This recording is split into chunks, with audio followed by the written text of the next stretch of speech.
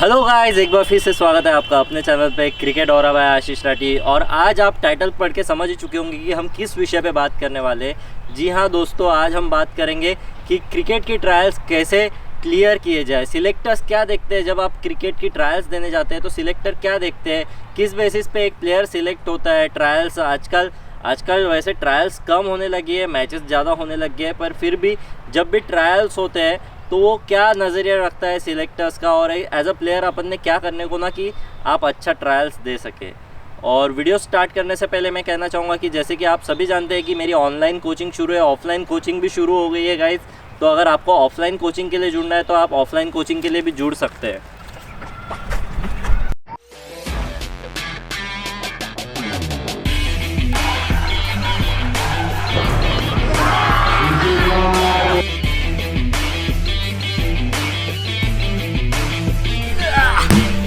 Purpose सबसे पहले guys कि अपन इमेजिन करते हैं।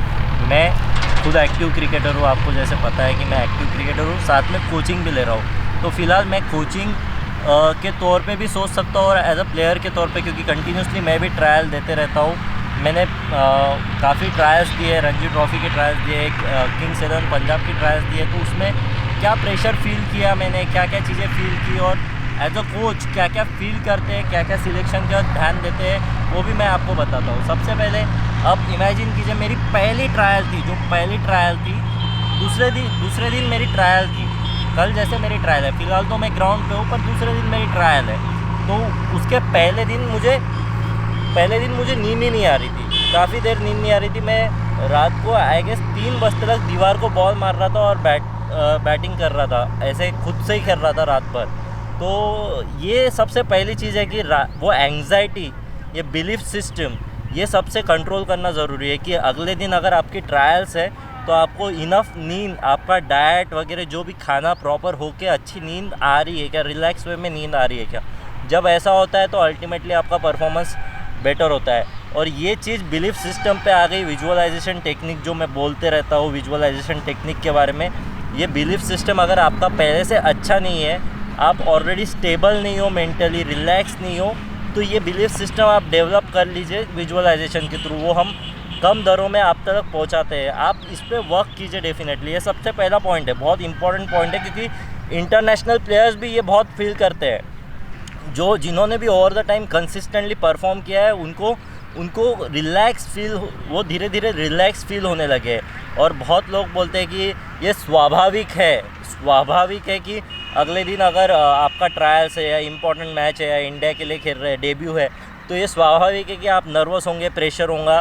पर क्रिकेटर्स में भी ऐसे बहुत जन है जो स्वभाव अपना धीरे धीरे बनता है। स्वभाव अपने को बचपन से जैसे बनते हैं वैसे स्वाभाविक बनता है। अगर घर पे भी आपके टेंशन लेने वाले लोग हैं तो ऑटोमेटिकली आप भी टेंशन लोगे, प्रेशर सिचुएशंस को वैसे ही देखोगे। वही अगर आपने रिलैक्स वे में, क्योंकि वो प्रेजेंट मोमेंट में नहीं है ना, अगर आपको प्रेजेंट मोमेंट में रहने की आदत रही तो कल जो आने वाली चीज़ें उसके लिए आप प्रिपेयर करोगे, ज़रूर डेफिनेटली प्रिपेयर करोगे। पर कल वाली चीज़ों के लिए आप पहले से टेंशन लेना शुरू नहीं करोगे, क्योंकि वो अब तक आपके हाथ में आने की है। तो ये सबसे पहला पॉइंट है कि पहले दिन अगर कल मैच है मेरी, कल मेरी ट्रायल से क्रिकेट की कि कैसा होगा, क्या होगा, मैं सिलेक्ट होऊंगा नहीं होऊंगा, ये सोचने के बजाय आज बढ़िया अच्छी नींद लूँ मैं, बढ़िया फोकस से जो भी मेरा प्रिपरेशन है कि कल के लिए जो ले जाना है मुझे, सामान खाने के लिए वगैरह, जो भी ग्राउंड पे लेके जाना है, तो वो सब मैं प्रिपेयर करके रखूँ, प्रॉपर तरीके से सो जाऊँ, सही समय पे सो जाऊँ, सवेरे उठ जाऊँ। तो सवेरे उठने के बाद गाइस, जहाँ भी आपकी ट्रायल्स रहते हैं क्रिकेट ग्राउंड पे वगैरह, तो प्रॉपर सवेरे आप वापस अपना न्यूट्रिशन जो भी है, मेरे हिसाब से मैं पर्सनली कहना चाहूँगा कि आप मेडिटेशन कीजिए। सबसे पहले सवेरे मेडिटेशन कीजिए, वो बहुत ज़रूरी है। उससे आपको क्लैरिटी ऑफ थॉट आती है और माइंड एकदम स्टेबल रिलैक्स वे में वर्क करता है, जो कि बहुत ज़रूरी है। योगा कर लीजिए, चक्रासन कीजिए, चक्रासन का भी वीडियो मैंने डाला है। चक्रासन बहुत इंपॉर्टेंट है, आपका brain work properly, blood flow शुरू हो जाता है। तो ये सारी चीज़ें अब ये हो गया अपना प्रिपरेशन का पार्ट। जो भी डब्बा वगैरह जो भी खाने का है, ग्राउंड पे जो लेके जाना चाहते हैं आप ट्रायल्स में, तो वो लेके चल जाइए। अब ग्राउंड पे पहुंच चुके हैं आप, मैं जैसे ग्राउंड पे पहुंच चुका हूँ, अब मैं वार्म अप कर रहा हूँ। तो जैसे फोम रोलर है अभी मेरे पास, फोम रोलर, ये बचपन में तो मुझे पता नहीं था कि फोम रोलर क्या है। बचपन में मुझे सही वार्म अप का भी तरीका नहीं पता था। तो अब भी धीरे धीरे जैसे डेवलप हो रहा है सोशल मीडिया के थ्रू, बहुत सारे, जब आप इंटरनेशनल क्रिकेटर्स को देख सकते हैं, यूट्यूब चैनल्स है, सोशल मीडिया है काफ़ी, इंस्टाग्राम वगैरह पे, तो ये सारी चीज़ें अब धीरे धीरे पता चल रही है। मैंने वार्म अप का भी वीडियो डाला था, प्रॉपर वार्म अप कर लीजिए। फोम रोलर है, मैं फोम रोलर से स्टार्ट करता हूँ। मैं पहले ये एक्टिवेशन एक्सरसाइजेस कर रहा हूँ फोम रोलर से, और फिर धीरे धीरे मैं वार्म अप करूँगा प्रॉपरली। मैंने फोम रोलर कर चुका, अब मैं वार्म अप करने जा रहा हूँ। वार्म अप करूँगा गाइस। वार्म अप में जो भी अपना नॉर्मल एक्सरसाइज है, जॉगिंग है, जो आपकी स्ट्रेचिंग वगैरह है, जो डायनामिक स्ट्रेचेस आते हैं वार्म अप में, वो सब करूँगा। और सबसे इम्पॉर्टेंट, वार्म अप स्टार्ट करने से पहले आप प्रॉपर हाइड्रेटेड हो क्या, ये चीज़ों का ध्यान रखना चाहिए कि पानी आपने लाया, पानी, हाइड्रेशन मैटर करता है सॉरी, हाइड्रेटेड हो क्या। और सबसे आपका पोस्चर ज़रूर मैटर करता है कि एक सिलेक्टर जब देखता है तो सिलेक्टर ऑलरेडी पहुंचा रहता है, जनरली सिलेक्टर पहुंचे रहते हैं और बच्चे वार्म अप करते रहते हैं, तो वो सिलेक्टर की नज़र डेफिनेटली वहाँ जाती है जहाँ बच्चे वार्म अप कर रहे हैं, क्योंकि आपको लगता है कि आप सिर्फ बैटिंग और बॉलिंग के बेसिस पे सिलेक्ट हो रहे हो, तो ये गलत बात है। वो देखते रहता है कि बॉडी लैंग्वेज क्या है वार्म अप करते हो। तो वार्म अप करते हो तो आप कितना मस्ती करते हो तो वार्म अप कर रहे हो, या आप कितने एनर्जी से वार्म अप कर रहे हो, कितने एक्टिवली वार्म अप कर रहे हो, आपकी बॉडी लैंग्वेज क्या है, आपका पोस्चर कैसा है, आप कितने एक्टिव हो, आपकी स्पीड, ये पता चल जाती है कि एक्टिव एथलीट कौन है और एथलीट कौन नहीं है, ये पता चल जाता है। जैसे कि फॉर एग्जांपल मैं आपको बताऊंगा कि अब आप सब ने गली क्रिकेट खेला है, मैंने भी खेला है गली क्रिकेट, जिन्होंने भी खेला है, अब बहुत बार गली क्रिकेट में नाली में बॉल जाता है, तो बहुत सारे प्लेयर जो वो खेलते रहते हैं वो जाने से इनकार करते हैं, पर बहुत ऐसे भी लोग दिखेंगे आपको, ऐसे भी लड़के दिखेंगे जो जाके झट से बॉल निकाल लेते हैं, एक्टिव रहते हैं। अब घर के बाहर बॉल जाता है तो झट से जंप करके घर के बाहर जाके वो बॉल ले लेते हैं। वो एक्टिवनेस दिखती है, वो एक्टिवनेस ना बहुत मैटर करती है एक क्रिकेटर के तौर पे, वो अलर्टनेस बहुत मैटर करती है, और वो लड़के कभी पीछे नहीं छूटते, वो एक्टिव रहते हैं, और ये सिलेक्टर को समझ जाता है कि कौन एक्टिव है और कौन नहीं है। तो अब जैसे कि ट्रायल शुरू है, ये वार्म अप का पार्ट हो गया। अब वार्म अप में जो क्या नज़रिया रहता है ये एक चीज़ हो गई। अब ट्रायल शुरू है, ट्रायल्स शुरू होने पे जो आपके एंग्जाइटी, आपके सोच है कि मैं बैटिंग कैसे करूं, मैं बॉलिंग कैसे करूं, ताकि मैं सिलेक्टर्स को इम्प्रेस कर सकूं। तो सबसे पहली बात, अब मैं किट करने वाला हूँ। वार्म अप करके मैं किट करूँगा गाइस, तो पहले वार्म अप कर लेता हूँ और फिर किट करता हूँ। तो गाइस जैसे कि अभी मेरा वार्म अप हो चुका है, और अब सिलेक्टर ने जो भी देख रहा है, मैं इमेजिन कर रहा हूँ कि ट्रायल्स देने जा रहा हूँ। सिलेक्टर ने जो मुझे बोला है कि पैडअप कर लो, एज अ ओपनर पैडअप कर रहा हूँ मैं, या आप बल्लेबाज है, बॉलर है, जो भी आपका जो रोल है वो आप कर रहे हो। मैं अब पैडअप कर रहा हूँ बैट्समैन के तौर पे। क्या क्या दिमाग में आता है और क्या क्या चीज़ें हैं वो सब आपको बताऊँगा, सॉर्ट आउट कैसे करें। तो सबसे पहले जो मैंने कहा था कि जो फील हो रहा है प्रेशर आपको अगले दिन का, वो आप रेगुलरली ग्राउंड पे देने की कोशिश कीजिए। आपको खुद को इमेजिन करना है, एक्चुअल में जाके जो ट्रायल्स देते हैं वो जाके ही रहते हैं, क्योंकि ऑलरेडी यहाँ आप भी कोई लड़का नहीं है, पर जब आप ट्रायल्स देते हो तो काफ़ी सारे लड़के रहते हैं, काफ़ी सारे लड़कों के सामने वो लड़के भी सब नए रहते हैं, क्योंकि आप अलग अलग क्लब से आते हैं, अलग अलग जगह से आते हैं, तो वो अलग नर्वस फील होता है, जैसे कि स्कूल में पहले दिन फील होता है। तो वही, जो कोई भी नई जगह जाते हैं तो पहले दिन आपको नर्वस फील होता है। नए ट्यूशन में गए, नए स्कूल में गए, नए कई जगह गए जहाँ आपको कोई पहचानता नहीं है, तो हमेशा हेल्प होती है कि अगर आपका दोस्त साथ में है तो वो हमेशा हेल्पफुल रहता है कि आपके ऑलरेडी क्लब के मेंबर्स हैं, तो उनसे बात करते हो तो ऑटोमेटिकली आप रिलैक्स हो जाते हैं, क्योंकि आपके पहचान के। वही अगर कोई पहचान का नहीं है तो आप इतना रिलैक्स नहीं रहते हो, जो कि रहना चाहिए, पर 90% लोग नहीं रह पाते हैं। पैडअप जब भी करते हो, पैडअप करने से पहले एक बार देख लीजिए कि आपका प्रॉपर कपड़े वगैरह जो भी पहने हैं वो आपको, ये सारी चीज़ें देखना ज़रूरी है कि आपका बॉडी लैंग्वेज वो कपड़ों में कैसा लग रहा है। ये बहुत मैटर करता है कि आप अगर ढीला टी शर्ट पहनोगे, ढीले कपड़े पहनोगे तो वो भी लोगों की नज़र में आते हैं। और जनरल परिभाषा रहती है, जनरल लोगों का नज़रिया ये रहता है कि अगर ढीला कपड़ा पहना है तो वो उसको पतला लगता है, तो बहुत पतले भी नहीं लगने को ना। जैसे मैं नॉर्मल साइज़ पर्सन हूँ, तो मैं थोड़े से टाइट कपड़े पहनूंगा जिससे मेरा बॉडी पोस्चर, जो करेक्ट बॉडी पोस्चर है वो दिखे कि मैं बॉडी पोस्चर अच्छा है, बॉडी लैंग्वेज अच्छी है, इंटेंसिटी है। वही अगर आप बहुत क्या बोलते तो ढीले कपड़े पहनोगे, आप बहुत टाइट कपड़े पहनोगे, और तो वो भी गलत है। तो आपके कपड़े कौन से रहने चाहिए? अभी तो मैंने वाइट्स नहीं पहने, मैं आपको बता रहा हूँ, पर वाइट्स जनरली ट्रायल्स रहते हैं। वाइट्स में वाइट बॉल क्रिकेट के ट्रायल्स नहीं है, रेड बॉल क्रिकेट के ज़्यादा ट्रायल्स रहते हैं। तो वो वाइट कपड़े आप चूज़ कर लीजिए जो आपको फिट हो, प्रॉपरली फिट हो। ये सारी चीज़ें देखना बहुत ज़रूरी है। थाई पैड अंदर से पहन रहा हूँ जनरली। जब आप ट्रायल्स दे रहे हैं तो आप थाई पैड अंदर से पहनते हैं। कभी भी ध्यान रखना कि ये भी गलत इंप्रेशन जाता है कि आप बाहर से थाई पैड पहने। बहुत प्लेयर्स करते हैं कि प्रैक्टिस में तो हम कर लेते हैं कि बाहर से थाई पैड पहन रहे हैं, पर जनरली जब ट्रायल्स में जाते हैं आप, तो ट्रायल्स में थाई पैड अंदर से पहने जैसे आप मैच में जा रहे हो वो सामान। तो जैसा कि मैं पैड अप कर चुका हूँ और अब मैं मेरे अपॉर्चुनिटी की राह देख रहा हूँ कि कब मुझे सिलेक्टर भेजते हैं। ऑलरेडी मेरे साथ बहुत बार होता है कि पहले 3-4 लड़के जा चुके रहते हैं या पहला नंबर नहीं आता है, आप मिडल ऑर्डर हो, मिडल ऑर्डर में थोड़ा सा लेट भेजते हैं। तो अपॉर्चुनिटी की राह देख रहा हूँ। अपॉर्चुनिटी की राह देखते वक्त जब आप राह देख रहे हो तो you should focus on your breathing, not thinking too much.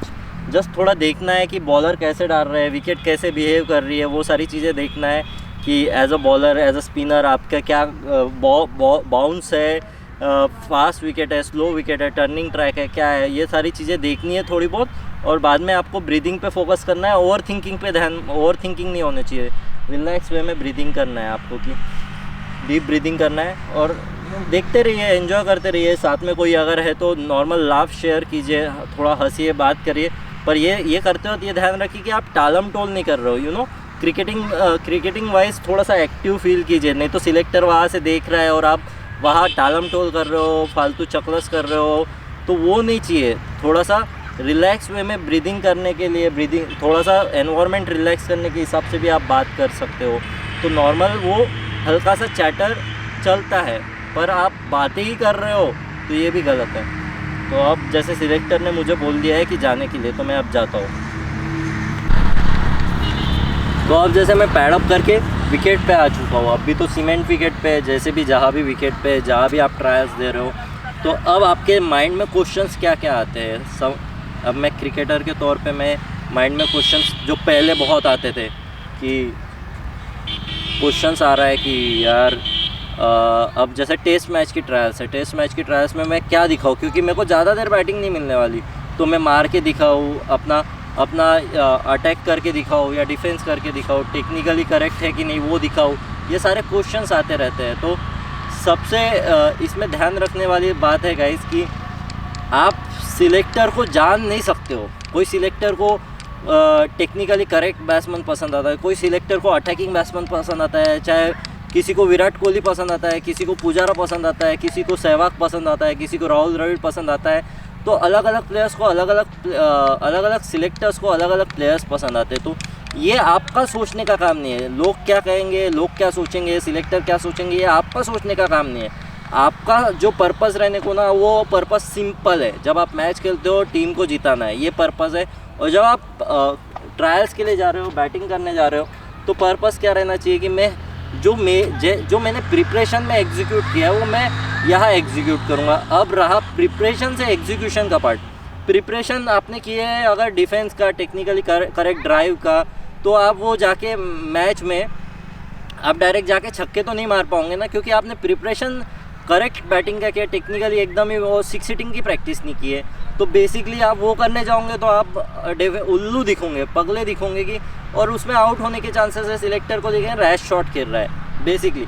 अगर वही आपका प्रिपरेशन का पार्ट है कि नहीं, अगर आप स्पिनर को देख रहे हो स्टेप आउट करके छक्के मार रहे हो, या आपका नेचुरल है, आपने उसकी प्रिपरेशन की है, तो जब आप 2-3 सेट हो जाओ, ज़्यादा सेट होने के लिए टाइम नहीं लगता है, टाइम नहीं रहता है नेट्स में ज़्यादा। जब आप ट्रायल्स देते हो तो सेट होने के लिए ज़्यादा टाइम नहीं रहता है। फिर भी आप कोशिश करो कि अगर आपने बॉल देख लिया, आपका विकेट का लग रहा है कि 5-10 बॉल में एडजस्टमेंट आ गए और आपका स्टेप आउट परफेक्ट है, आपने उसको प्रैक्टिस किया है, तो वो बॉल आप मार सकते हो। आप वो कोशिश करो। आप कुछ जो आप हो नहीं वो करने मत जाओ, कुछ अलग करने मत जाओ। जो आप हो, प्रिपरेशन से एग्जीक्यूशन, एक रहता है प्रिपरेशन का पार्ट और एक रहता है एग्जीक्यूशन का पार्ट।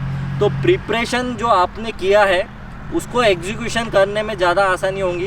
जो प्रिपरेशन आपने किया नहीं है उसको एग्जीक्यूट करने में मुश्किल होंगी, और जो प्रिपरेशन आपने ऑलरेडी किया है उसको भी एग्जीक्यूट करने में बीच में ये थॉट्स आ रहे हैं ना, ये आपको नुकसानदेह है कि सिलेक्टर क्या सोचेंगे, ये क्या होगा, वो क्या होगा, उनको कैसे इम्प्रेस करूँ। ये आपका काम नहीं है, आपका वो बाय प्रोडक्ट है इम्प्रेस करना। मैं जब वीडियोस डाल रहा हूँ क्रिकेट के मेरे, तो वो मैं इम्प्रेस करने नहीं डाल रहा हूँ, वो बाय प्रोडक्ट आप इम्प्रेस हो रहे हो, इसलिए मुझे कंटिन्यूसली मैसेज आ रहे हैं, कॉल्स आ रहे हैं। ये बाय प्रोडक्ट है, आपको दूसरों के लिए नहीं खेलना, आपको जस्ट आपके जॉय के लिए खेलना है। क्रिकेट आपने शुरू क्यों किया? क्योंकि आपको खेलना पसंद है, तो आप खेलने पे ध्यान दीजिए। हर बॉल को वॉच एवरी बॉल, आपको कोशिश करना है कि बॉल के मेरिट पे खेलूँ। जो आपको लगता है कि अगर स्पिनर को मैं स्वीप मार सकता हूँ तो स्वीप मारूँ। तो ये सारे जो शॉट्स है, जो भी शॉट मेकिंग है या डिफेंस है या लेफ्ट है, ये आपको ध्यान में रखना है। ओपनर के तौर पे जनरली सिलेक्टर्स ये देखते हैं कि टेक्निकली कितना अच्छा है, लेफ़्ट प्रॉपर कर रहा है क्या, क्योंकि आपको as a test cricketer left करना ज़रूरी है। पर ऐसे भी कई एग्जांपल्स है जो अपन ने ओवर द इयर्स देखे, जिन्होंने अटैकिंग खेल के बॉल पुराना किया है, जैसे सहवाग हो गए जो अटैकिंग प्लेयर थे। तो वो आपका अगर गेम है, वो नेचुरल गेम है, तो आप वो उस पर फोकस कीजिए, आप लेफ़्ट करने मत जाइए। जो नहीं तो आप क्या करोगे, आप सोच रहे हो कि नहीं यार मैं टेस्ट मैच के ट्रायल्स दे रहा हूँ, मैं आया, मैंने बराबर गार्ड लिया, गार्ड लेने के बाद सिलेक्टर ये देखेंगे कि मैं लेफ़्ट कैसे कर रहा हूँ, टेक्निकली करेक्ट कैसे हो, तो मैं एक इधर अंदर इन स्विंग आने वाला बॉल भी लेफ़्ट कर दूंगा और बोल्ड हो जाऊंगा, क्योंकि वो आपका गेम नहीं था। वो बॉल आपको मारना चाहिए था कवर ड्राइव, क्योंकि वो आपका गेम है। तो बेसिकली वही है। और दूसरी थिंकिंग ये हो सकती है कि कोई बैट्समैन है टेक्निकली करेक्ट, जो बाहर के बॉल को छेड़ता ही नहीं है, वो जाने दे रहा है, उसको ही आप करेंगे कोशिश कि मार के, नहीं यार सिलेक्टर देख रहा है मेरे को ज़्यादा बॉल नेट्स में मिलने नहीं वाले हैं ट्रायल्स में, तो मैं ये मार के दिखाऊँ, सिलेक्टर को इम्प्रेस करूँ, कड़क चौका मारूँ। ये चौका मारने में गए और आउट हो गए। तो बेसिकली आप अपने जो स्वभाव है, आपने जैसे प्रिपरेशन किया उससे अलग करने मत जाइए। जो आपका गेम है उस पर स्थिर रहिए, बराबर बॉल को रीड कीजिए। जो आपके लगता है कि जो परसेंटेज आपका हाई है मारने का, अटैकिंग का, वो मारिए। जो आपको लगता है कि आपका अगर लिविंग टेक्निक बहुत अच्छा है, उसका परसेंटेज हाई है, टेक्निकली डिफेंस का टेक्निक हाई है, तो वो फोकस कीजिए।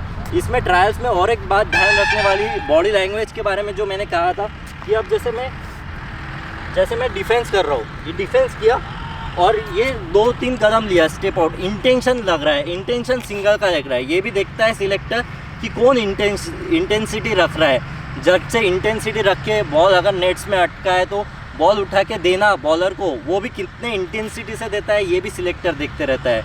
ये एज अ बैट्समैन बहुत ज़रूरी है कि आप ये सारी चीज़ें देखें कि आप खेल रहे हो और जगह पे खड़े हो, बॉलर आके ये पास का बॉल बॉलर आके ले रहा है, तो वो बहुत ख़राब इंप्रेशन गिरता है एज अ सिलेक्टर जो देखते हैं। तो आप कोशिश कीजिए कि स्पीड में जाए, बॉल दिए, प्रॉपर वार्म अप वगैरह जो भी रहता है, बॉडी भी खुल जाती है, आप प्रॉपरली, आपकी इंटेंसिटी भी हाई लगती है। ये सारी चीज़ें बहुत मैटर करती है। एक चीज़ जो फेस करते हैं गाइस कि बैट्समैन आउट हो गया, मैं समझ लो आउट हो गया, तो अरे यार साला दिमाग में ये चलते रहेगा कि मैं आउट हो गया, अब तो मैं सिलेक्ट होने ही नहीं वाला, सिलेक्टर यार मैं आउट कैसे हो गया, बहुत ख़राब हो गया। वो चीज़ कंटिन्यूसली सोच रहे हैं आप, कंटिन्यूसली वही दिमाग में आ रहा है। That's a wrong thing. वो अगर आपके दिमाग में आ रहा है तो आप सिलेक्ट हो ही नहीं सकते हो।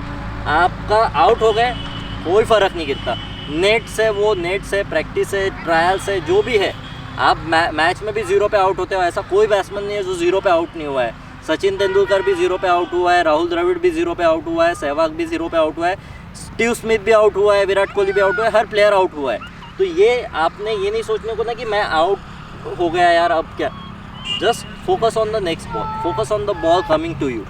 वो बॉल बीत चुका है, आप बीट हुए, ये दिमाग में नहीं चलना चाहिए कि यार मैं बीट हो रहा हूँ, मैं आउट ये हो रहा हूँ, ये दिमाग में नहीं चलना चाहिए। बहुत बार ऐसा ही होता है कि वो बीट हो गया, वो पास बॉल के बारे में सोचते रहते हैं, इसलिए जो आगे आपका नेचुरल जो इंस्टिंक्ट है वो दिख नहीं पाता है। नेचुरल जो आपका गेम बहुत अच्छा है, आपका गेम ही अच्छा नहीं है तो आप सिलेक्ट होंगे ही नहीं। गेम तो वो प्रिपरेशन में आपको अच्छा करना ही है ऑफकोर्स, पर वो प्रिपरेशन में अच्छा करने के बाद भी ये आप अगर सोच रहे हो कि अगर मैं आउट हो गया और फिर मैं बीट हो रहा हूँ, अब मैं खेला और मैं बीट हो गया, ठीक है, होता है, बीट होता है, बैट्समैन बीट होता है, बोल्ड होता है, आउट होता है, कैच आउट होता है, वो सारी चीज़ नहीं। आप अगले बॉल पे फोकस कीजिए, ऑटोमेटिकली आप जब अच्छा खेलोगे नहीं वो भूल जाओगे, ऑटोमेटिकली सिलेक्टर की नज़र इस पर भी गिरती है कि बाउंस बैक कैसे करता है। ये भी एबिलिटी रहनी चाहिए कि बाउंस बैक करने की एबिलिटी।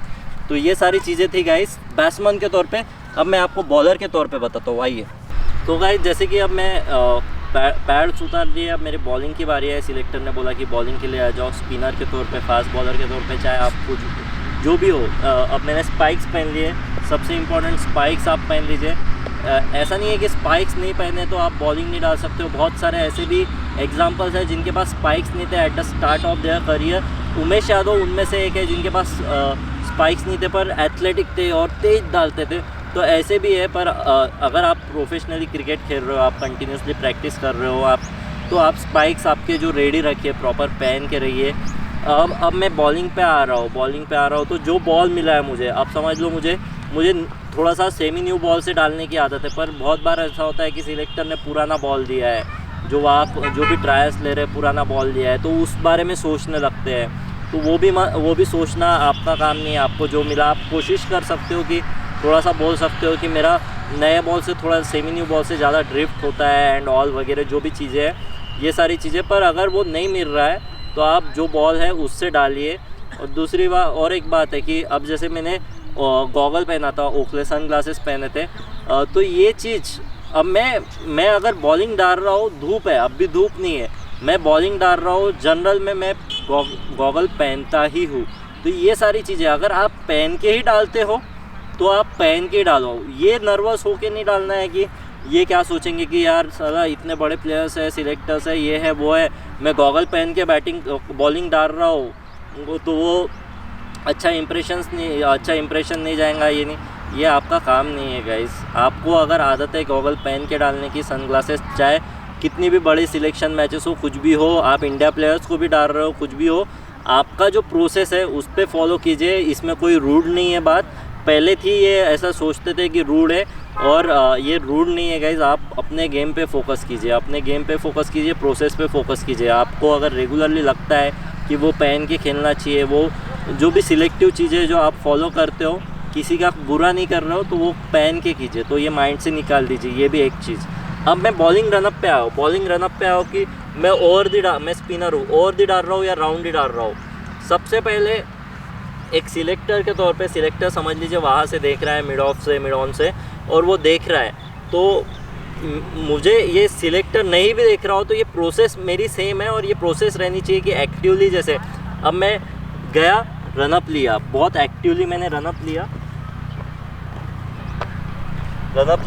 जो भी रनअप है मेरा, रनअप लेने के बाद मैं बैट्समैन को बोल दे रहा हूँ राउंड दी विकेट, और जैसे लेफ्टी बैट्समैन खेल रहा है, राउंड दी विकेट बोला, उसको फिर फील्ड प्लेसिंग बताया। मैंने फील्ड प्लेसमेंट पे भी एक वीडियो बनाया, वो आपने देखा नहीं होगा तो देख लीजिए।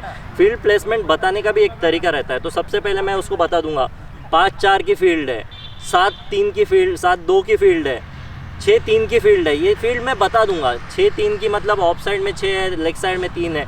ये बेसिक फील्ड बता दूंगा। क्लोजिंग फील्डर बता दूंगा कि एक शॉर्ट मिड विकेट है, स्लीप है, शॉर्ट कवर्स है, ये चीज़ें बता दूंगा। ये बेसिक उसको आइडिया दे दूंगा। सिलेक्टर को ये भी लगता रहता है कि नहीं यार, इसको फील्ड प्लेसमेंट का भी नॉलेज है, इसने पोजीशनिंग भी बताई, बॉलिंग साइड भी बताई, और फील्ड प्लेसिंग का भी नॉलेज है कि क्या फील्ड रखी है। मतलब माइंड में क्लैरिटी ऑफ थॉट है, जो कि एक प्लेयर के तौर पे बहुत अच्छी चीज़ रहती है कि क्लैरिटी ऑफ थॉट रहना। तो सिलेक्टर ये भी देखते रहता है कि काफ़ी क्लैरिटी ऑफ थॉट से ये जो भी प्रिपरेशन कर रहा है, ऐसे नहीं कि आया और जस्ट डालना शुरू कर दिया। बहुत सारे मैं देखता हूँ एमेच्योर क्रिकेटर्स आया और बॉलिंग डालना शुरू करते हैं, तो वो इंप्रेशन ख़राब ही गिरता है। जो भी मेरे साथ में बॉलिंग डालता है, चाहे वो कोई भी प्लेयर हो, वो अगर बता रहा है फील्ड प्लेसमेंट बता रहा है प्रॉपरली, तो समझ में आता है कि नहीं यार, बंदे में नॉलेज है, इसमें एक्सपीरियंस है, एक्सपोजर है, इसके पास प्रॉपर तरीके से बॉल डाल रहा है, अपने गेम प्लान को, अपने स्ट्रेंथ और वीकनेसेस को जानता है। ये सारी चीज़ बहुत ज़रूरी है। तो आपकी स्ट्रेंथ, अब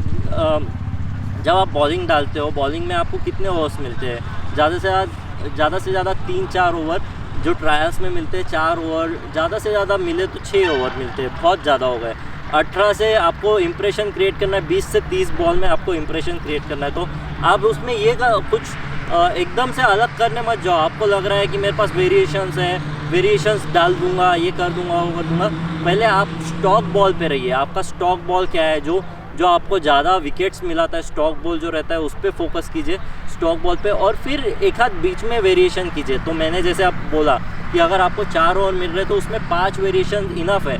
तो वो आपके ऐसे वेरिएशंस रहने को ना, जो टप्पे पे जो सही तरीके से गिरने को ना, नहीं तो उसमें भी सिलेक्टर को लगता है ये ज़्यादा वेरिएशंस ट्राई कर रहा है, तो ये भी नज़रिया रह सकता है। तो इसमें भी आप ध्यान रखिए कि आपका आप स्टॉक बॉल पे रहिए और जो आप करते हो, वेरिएशन जो करते हो वो डालिए। जो वेरिएशन भी आपके अच्छे गिरते हैं उस पर फोकस कीजिए। कुछ नया डायरेक्ट ट्रायल्स में ट्राई करने की कोशिश मत कीजिए। आप चाहे आपके पास लिमिटेड ऑप्शंस हो, अगर आप लिमिटेड ऑप्शन से डाल रहे हो और आपका बराबर फील्ड प्लेसमेंट वगैरह आपको सब पता है, तो वो भी देखता है सिलेक्टर कि ये एक ही बॉल डाल रहा है, एक ही तरह से उसमें हवा में स्पिनर के तौर पे एयर में चेंज कर रहा है, फास्ट बॉलर के तौर पे आउट स्विंग है तो आउट स्विंग पे फोकस कर रहा है, पर 7 फील्ड आउट स्विंग के लिए इधर लगा के रखा है और आउट स्विंग राइटी बैट्समैन को डाल रहा है। तो ये बेसिक चीज़ें हैं, बेसिक चीज़ें पे फोकस करते रहता है सिलेक्टर।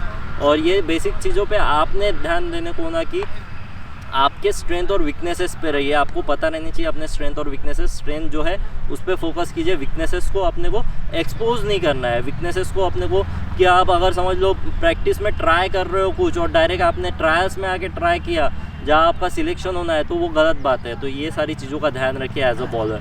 और अब मैंने बॉलिंग डालना स्टार्ट कर दिया और मेरे को किसी ने स्टेप आउट करके छक्का मार दिया। ठीक है, बैट्समैन भी खेलनी है, बॉलर भी खेलनी है, अच्छे बॉल को भी कभी कभी छक्का मार देते हैं। तो इसमें ये नहीं सोचना चाहिए यार मैंने खुद ने बॉलर को छक्के मारे और वो बॉल घूम गए तो उसमें क्या हुआ गाइस कि वो बॉलर की बाद में लाइन और लेंथ ही बिगड़ गई। तो ये एज अ बैट्समैन ये मैंने किया है, और ये जब दिमाग में आ जाता है बॉलर की यार ये मार रहा है, ये बॉल घूम गया, तो फिर उसका गेम प्लान चेंज हो जाता है, बहुत ख़राब बॉलिंग डालने लगता है। तो ये मत होने दीजिए। जैसे कि बैट्समैन के तौर पे भी जो आपके साथ पास में हो गया, आप प्रिपेयर कीजिए कि ये ऐसा बॉलर डाल रहा है, ऐसा बैट्समैन कर रहा है, प्रिपेयर कीजिए कि ऐसा, पर उसके बारे में आप सोच के नेगेटिवली सोचोगे कि यार मेरे को मार दिया, सब देख रहे हैं, सब तालियां बजा रहे, क्योंकि छक्का मारा किसी ने तालियां बजाते हैं, सब देखते रहते हैं, तो आप प्रेशर फील करने लगोगे, नर्वस हो जाओगे कि यार शिट ख़राब हो गया यार, ख़राब हो गया तो चलता है, कोई आप ह्यूमन है, ह्यूमन एरर्स करता ही है, मिस्टेक्स होते ही है, तो ठीक है वो, और अच्छे बॉल पे मारा है। बैट्समैन को भी क्रेडिट देना सीखिए, एक्सेप्ट करना सीखिए कि अपन अगर आउट हो गए या अपने को छक्का गिर गया तो एक्सेप्टेंस रहना भी बहुत ज़रूरी है। ऐसा क्रिकेट में होता ही है, चाहे आप कितने भी बड़े प्लेयर क्यों ना हो। तो ये सारी चीज़ें एक्सेप्ट करने के बाद वापस आप रीड करने की कोशिश कीजिए बैट्समैन को कि क्या कर रहा है, क्या नहीं कर रहा है टेक्निकली, और फिर वापस अपने स्ट्रेंथ पे रहिए कि अगर ये ऐसा कर रहा है तो मैं ऐसी बॉलिंग डालूंगा तो ऑटोमेटिकली मैं अच्छा एग्जीक्यूट कर पाऊंगा। ये सारी चीज़ों का ध्यान रखिएगा। अब रही ये सब हो गई बैटिंग और बॉलिंग के बाद। अब विकेट कीपिंग की भी बात कर लेते हैं अपन। विकेट कीपिंग के तौर पे भी आपको मार्क वगैरह प्रॉपर ले रहे हो क्या, आपकी पोजीशन जा रहे हैं क्या बराबर, जो भी टेक्निकल पोजीशंस है विकेट कीपिंग पे मैंने वीडियो बनाया तो वो भी आप देख सकते हो विकेट कीपिंग का वीडियो का।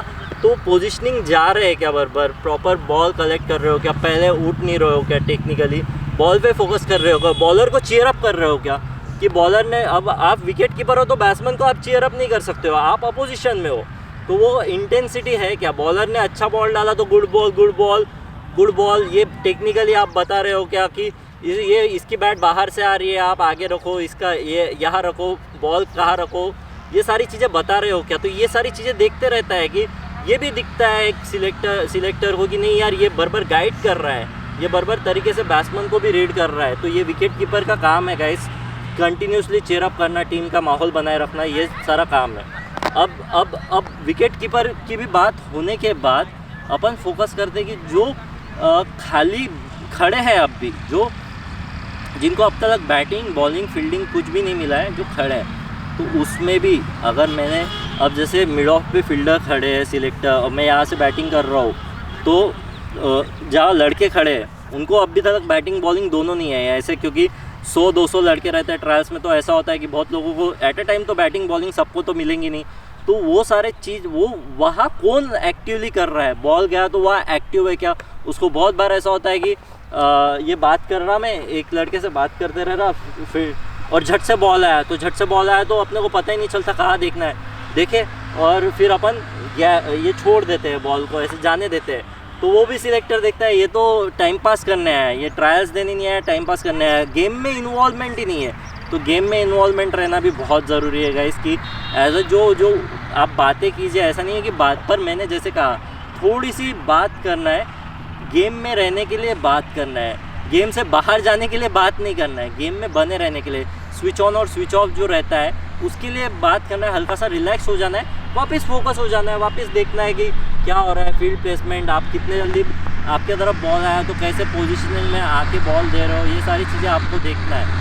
तो फिलहाल के लिए इतना ही गाइस, आई होप इससे काफ़ी चीज़ें आपकी सॉर्ट आउट हुई होंगी, काफ़ी आपको क्लैरिटी ऑफ थॉट आई होंगी। अगर ये वीडियो आपको पसंद आया तो प्लीज़ इस वीडियो को लाइक कीजिए, ज़्यादा से ज़्यादा मात्रा में अपने दोस्तों के साथ, अपने परिजनों के साथ जिनको इनका फ़ायदा हो सके उन तक पहुँचाइए गाइस, और प्यार देते रहिए। जितना आप प्यार दोगे, जितने आप लाइक शेयर करोगे, जितना आप सब्सक्रिप्शन बढ़ाओगे, उतना ही मुझे आसानी होंगी आप तक और से बेहतर वीडियो लाते रहूँ। तो फिलहाल के लिए इतना ही, till the next time, love you all.